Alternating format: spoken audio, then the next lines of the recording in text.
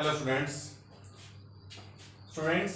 for 11th class we have started the chapter number 1 and today's our topic is matter.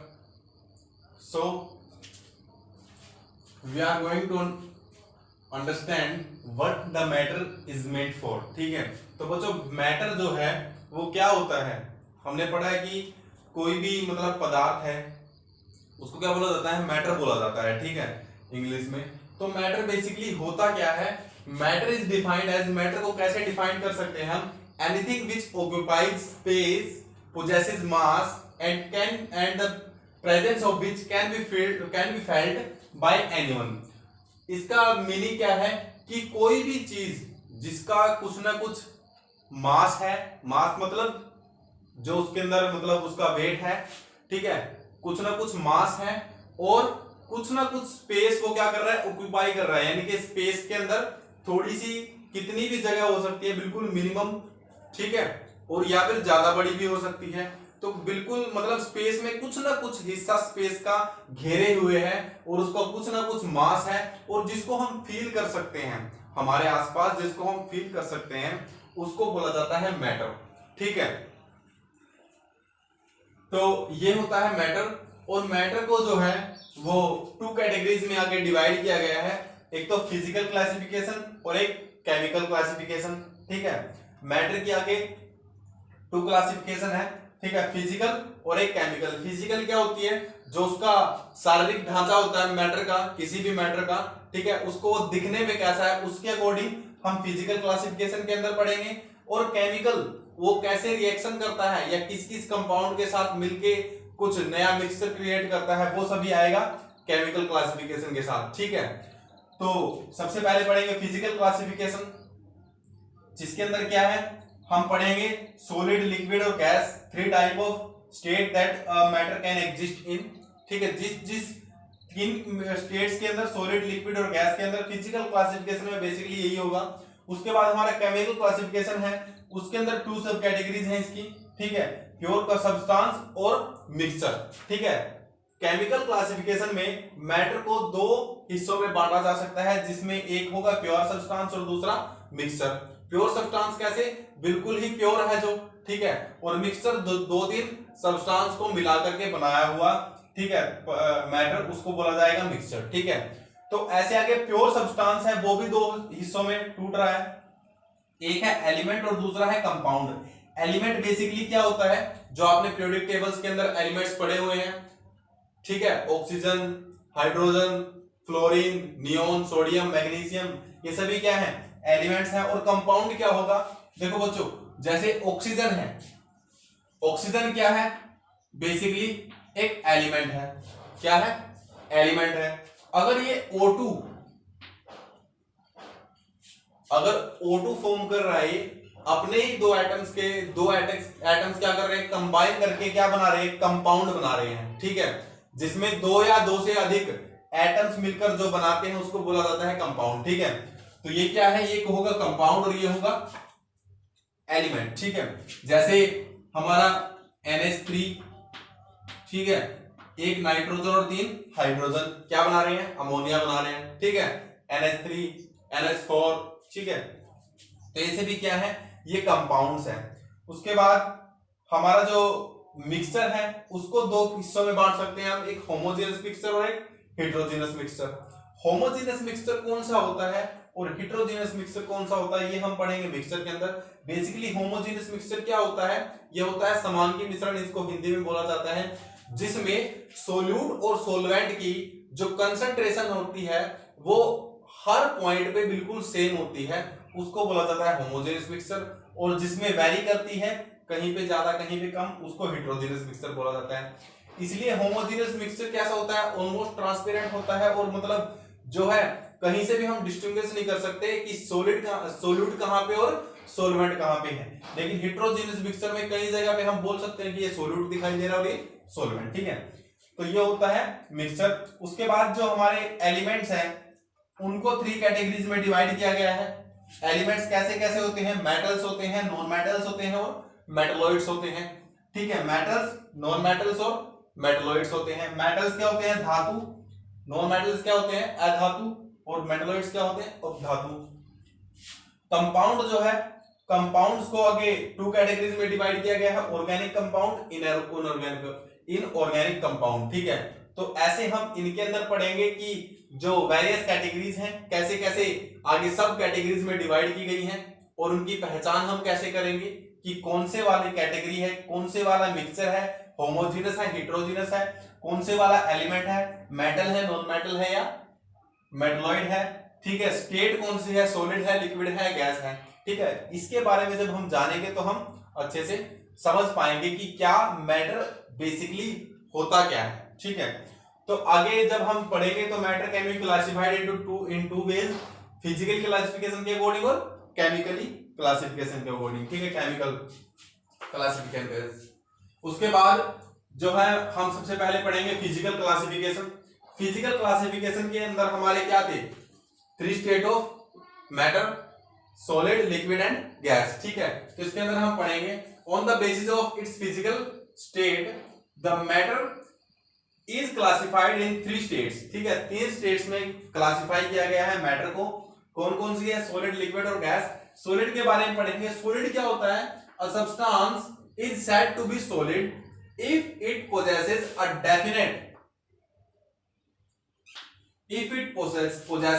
definite shape and definite volume। Solid कोई भी matter को हम क्या बोलेंगे कि कोई भी सब्सटेंस सॉलिड है या नहीं है, वो कैसे बोलेंगे? उसके स्ट्रक्चर को देख के।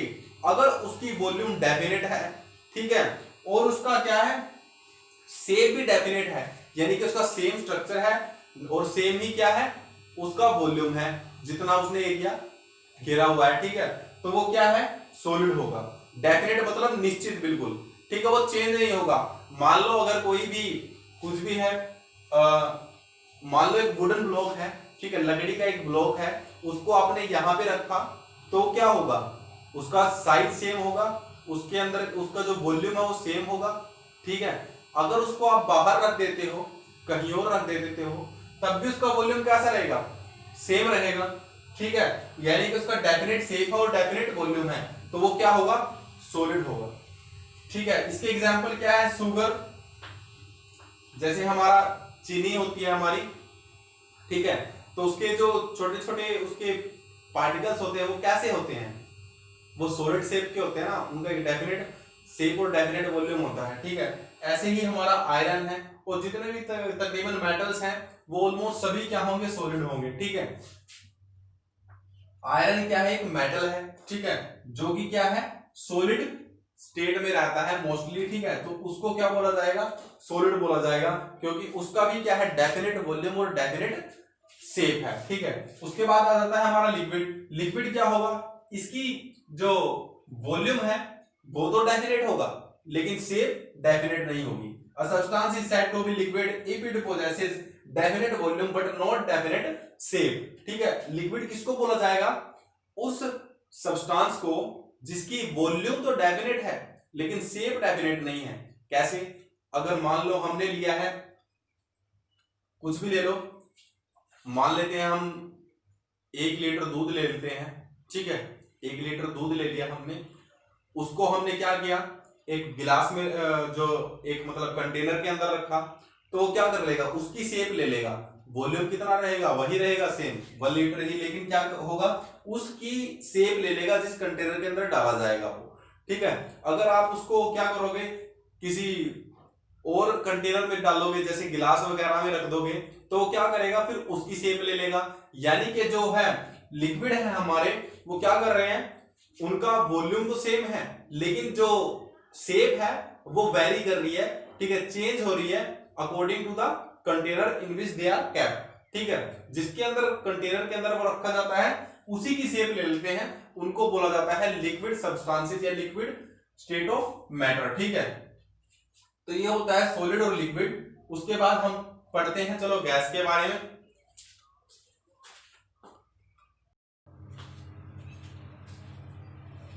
So students, third physical state क्या है एक मैटर की? वो है गैसियस फॉर्म, ठीक है, जिसको हम गैस बोल सकते हैं।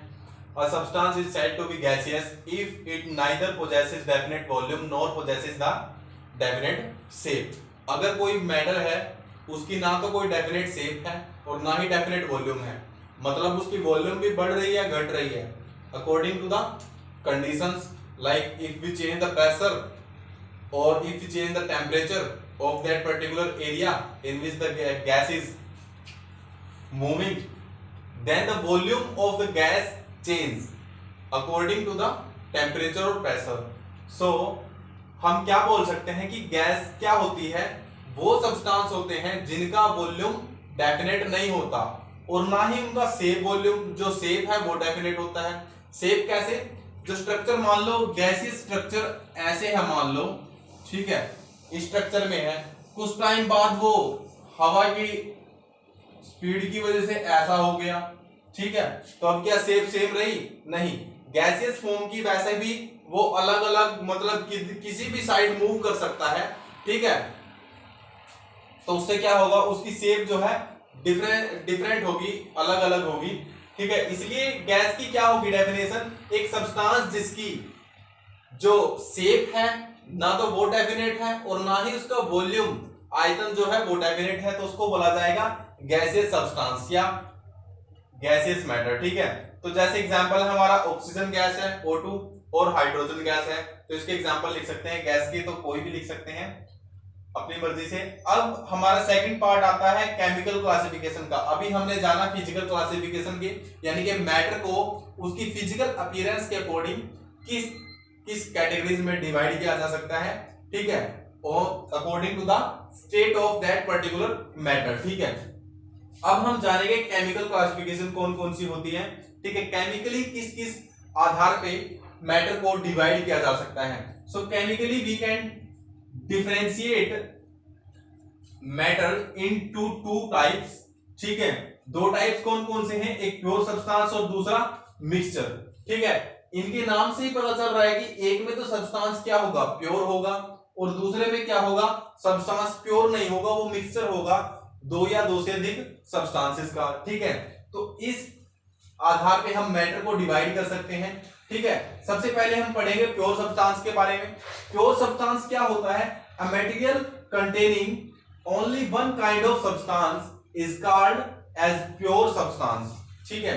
प्योर सब्सटेंस क्या होगा, वो मटेरियल होगा, वो पदार्थ होगा जिसके अंदर सिर्फ एक ही काइंड के, एक ही तरह के सब्सटेंस हैं, ठीक है, जो एक ही तरह का सब्सटेंस है, उसके अंदर दो टाइप के सब्सटेंस नहीं है, सिर्फ एक ही टाइप के सब्सटेंस हैं, उनको बोला जाएगा क्या, प्योर सब्सटेंसेस, ठीक है। उसके बाद जो सब प्योर सब्सटेंस है उनको भी टू कैटेगरीज में डिवाइड किया जाता है। दो कैटेगरीज कौन सी हैं, एक तो है हमारे एलिमेंट्स और दूसरा क्या है, कंपाउंड्स, ठीक है, एक एलिमेंट और दूसरा कंपाउंड, ठीक है। एलिमेंट क्या होते हैं, एलिमेंट क्या होते हैं, एलिमेंट क्या होता है, N element is a pure substance. An element क्या होता है, एक प्योर सब्सटेंस होता है जिसके अंदर क्या होता है, जिसके अंदर कंटेन करते हैं एक ही काइंड के एटम्स, ठीक है, एक ही टाइप के एटम्स जिसके अंदर कंटेन कर रहे हो वो होगा हमारा एलिमेंट, ठीक है। यानी कि इसकी डेफिनेशन देख लो, an element is a pure substance that contains only one kind of atoms, ठीक है। इसके एग्जांपल कौन कौन से होंगे, कार्बन, सल्फर, सोडियम, जो हमारे कोई भी एलिमेंट हम ले सकते हैं, हमारा पीरियोडिक टेबल का कोई भी एलिमेंट हम ले सकते हैं, ठीक है, 1 से लेके लास्ट तक कोई भी एलिमेंट हम ले ले वो इसका एग्जांपल होगा, ठीक है, क्योंकि कोई भी एलिमेंट होता है उसके अंदर सिर्फ एक ही काइंड के क्या होते हैं, एटम्स होते हैं, ठीक है। उसके बाद हमारा टाइप्स ऑफ एलिमेंट्स करते हैं। एलिमेंट्स के कौन कौन से टाइप होते हैं, एलिमेंट्स के अंदर मेटल्स भी आती हैं, नॉन मेटल्स भी आती हैं और मेटलॉइड्स भी आते हैं, ठीक है, जिनको हम क्या बोलते हैं, धातु, अधातु और उपधातु, ठीक है। तो मेटल्स के बारे में पढ़ते हैं पहले, ठीक है। दीज आर दी एलिमेंट्स, ये कौन कौन से एलिमेंट्स होते हैं, metals, these are the elements which reflect light. सबसे पहली इसकी प्रॉपर्टी क्या है कि लाइट रिफ्लेक्ट करते हैं, और ये क्या होते हैं, लस्ट्रस होते हैं, ठीक है, यानी कि क्या होते हैं, शाइनिंग होते हैं, चमकदार होते हैं, ये देखने में कैसे होते हैं, शाइनिंग होते हैं। और रिफ्लेक्ट, लाइट कैसे रिफ्लेक्ट करते हैं, जब इनके ऊपर लाइट डाली जाती है तो ये क्या करते हैं, उसको रिफ्लेक्ट करते हैं, यानी कि बाउंस बैक करते हैं लाइट को, ठीक है। तो ये इसकी प्रॉपर्टी है फर्स्ट मेटल की, जो हम पहचानेंगे कि एलिमेंट्स है वो मेटल है या नहीं है। वो कैसे पहचानेंगे? अगर वो रिफ्लेक्ट कर रहा है लाइट को, ठीक है, बाउंस बैक कर रहा है लाइट को, या फिर वो लस्ट्रस है यानी कि शाइनिंग है, चमकदार है, ठीक है, तो हम बोल सकते हैं वो मेटल है। अगर वो good conductor of heat and electricity है, जो good conductor of heat and electricity यानी कि इलेक्ट्रिसिटी को पूर्णतः अपने अंदर से क्या होगा, पास करने देगा, हीट को भी अपने अंदर से पूर्णतः पास करने देगा, वो भी क्या होगा, मेटल होगा। और क्या होगे, अगर वो मैलिएबल है और डक्टाइल है, ये सभी जो है गुण उसके अंदर होने चाहिए जो मैं पढ़ रहा हूं, ठीक है। ये नहीं है कि एक गुण हो दूसरा ना हो, ये सभी ऑलमोस्ट गुण होने चाहिए, ठीक है। क्या होगा, good conductor of heat and electricity होना चाहिए, मैलिएबल होना चाहिए और डक्टाइल होना चाहिए। मैलिएबल और डक्टाइल से हम क्या समझते हैं, मैलिएबिलिटी क्या होती है और डक्टिलिटी क्या होती है। सबसे पहले मैलिएबिलिटी जान लेते हैं। ये वो प्रॉपर्टी होती है जिसके द्वारा कोई भी मैटर, कोई भी सब्सटेंस, किसी भी सब्सटेंस को हम पीट पीट के हथौड़े की मदद से या किसी भी हमारा कोई भी हम इंस्ट्रूमेंट ले सकते हैं जिससे हम पीट पीट के उसको एक पतली चादर के रूप में कन्वर्ट कर देने की प्रोसेस को बोला जाता है मैलिएबिलिटी। और उस एबिलिटी को जिससे मतलब सब्सटेंस अपने एक पतली चादर में कन्वर्ट हो जाता है पीट पीट के, ठीक है, बिना टूटे, बिना कटे, बिना फटे, ठीक है, वो एक पतली चादर में कन्वर्ट हो जाता है, उसको बोला जाता है, उस एबिलिटी को, सब्सटेंस की मैलिएबिलिटी, ठीक है। तो मैलिएबल होने चाहिए, वो मेटल होंगे। उसके बाद डक्टिलिटी, डक्टाइल होने चाहिए। डक्टिलिटी क्या होती है, the ability of a substance in which it can be stretched into a wire, ठीक है, to form a wire. Ductility वो एबिलिटी होती है किसी भी सब्सटेंस की जिसके द्वारा वो एक वायर के रूप में खींचा जा सकता है, ठीक है, उसको खींच करके स्ट्रेच कर करके एक पतली लंबी वायर बनाई जा सकती है, उसको बोला जाता है डक्टिलिटी, ठीक है, बिना टूटे बिना फूटे, ठीक है। तो ये क्या होगा, मैलिएबल भी होना चाहिए और डक्टाइल भी होना चाहिए, तब वो मेटल होगा। उसके बाद विच एग्जिस्ट एज सॉलिड, जो एक सॉलिड स्टेट में पाया जाए एट रूम टेम्परेचर, रूम के टेम्परेचर पे, ठीक है। एक्सेप्शनल केस होता है हमारा मरकरी का, पारा, ठीक है, वो क्या होता है, लिक्विड स्टेट में पाया जाता है रूम टेम्परेचर पे भी। उसके बाद इनके एग्जांपल है कॉपर, सिल्वर, गोल्ड, ठीक है, ये सभी क्या है, मेटल्स हैं। सो स्टूडेंट्स, हम एलिमेंट्स के टाइप कर रहे हैं, तो उसमें हमने अभी जो है फर्स्ट टाइप उसका मेटल्स के बारे में जान लिया। अब जानते हैं नॉन मेटल्स और मेटलॉइड्स के बारे में। तो नॉन मेटल्स क्या होती है, बिल्कुल अपोजिट प्रॉपर्टीज होती है किसके, मेटल्स के, ठीक है। तो इसमें कौन कौन सी होंगी, दीज आर द एलिमेंट्स, कौन से एलिमेंट्स होंगे, which do not reflect light and do not possess lustre, ठीक है, जो क्या है, ना तो लाइट को रिफ्लेक्ट करते हैं, बाउंस बैक करते हैं, अगर उन पर कोई लाइट गिराई जाए तो वो उसको वापस नहीं भेजेंगे, ठीक है, और ना ही क्या करेंगे, लस्टर पोजेस करेंगे, मतलब कि चमकीले नहीं होते हैं, चमकदार नहीं होते इनकी सतह। उसके बाद which are poor conductor of heat and electricity, ये क्या होते हैं, बिल्कुल ही पुअर कंडक्टर होते हैं इलेक्ट्रिसिटी और हीट के। वो जैसे ही इलेक्ट्रिसिटी और हीट हम उनमें से पास करने की कोशिश करेंगे तो वो बहुत ही कम अमाउंट भेजेंगे या फिर भेजेंगे ही नहीं, ठीक है। तो इसका मतलब क्या होगा कि वो poor conductor of heat and electricity होंगे। उसके बाद ये जो है वो तीनों स्टेट में पाए जाते हैं, ठीक है, सॉलिड में भी, लिक्विड में भी और गैस में भी, जो नॉन मेटल्स हैं, ठीक है। और ब्रोमीन जो है वो इकलौती नॉन मेटल है जो क्या पाई जाती है, लिक्विड स्टेट में पाई जाती है, बाकी सब क्या सॉलिड या गैसेस स्टेट में पाए जाते हैं। इसके एग्जांपल कौन से हैं, कार्बन हमारा, सल्फर, ब्रोमीन, ये इसके एग्जांपल्स हैं नॉन मेटल्स के, ठीक है। तो इनको अच्छे से याद रखेंगे, हमें पहले मेटल्स की प्रॉपर्टीज भी अच्छे से याद रखनी है, जो उनकी जस्ट अपोजिट है नॉन मेटल्स की प्रॉपर्टीज, ठीक है।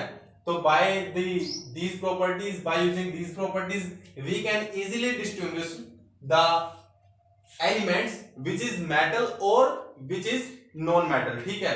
आसानी से हम पहचान पाएंगे कि कौन सा एलिमेंट जो है नॉन मेटल है और कौन सा मेटल है। उसके बाद आता है metalloids. These are the elements which possesses the properties of non metal as well as metals, ठीक है। ये वो एलिमेंट्स होते हैं जो मेटल की तरह भी काम करते हो, नॉन मेटल की तरह भी, दोनों की प्रॉपर्टीज ये क्या करते हैं, पोजेस करते हैं, ठीक है, उनको बोला जाता है मेटलॉइड्स। इनके एग्जांपल हैं कुछ, arsenic, antimony, bismuth. So students, ये थे एग्जांपल मेटलॉइड्स के, और इसी के साथ हमने कंप्लीट कर लिया है अपना एलिमेंट्स वाला पार्ट। अब जो second part of pure substance है, कंपाउंड्स जिसको बोला जाता है, ठीक है, वो करेंगे हम नेक्स्ट क्लास में, ठीक है। और उसके बाद पढ़ेंगे हम उसके जो कंपाउंड्स के भी पार्ट्स हैं, इनऑर्गेनिक और ऑर्गेनिक कंपाउंड्स, ठीक है। उसके बाद फिर हम पढ़ेंगे मिक्सचर के बारे में, ठीक है। So this is all about today. Thank you class.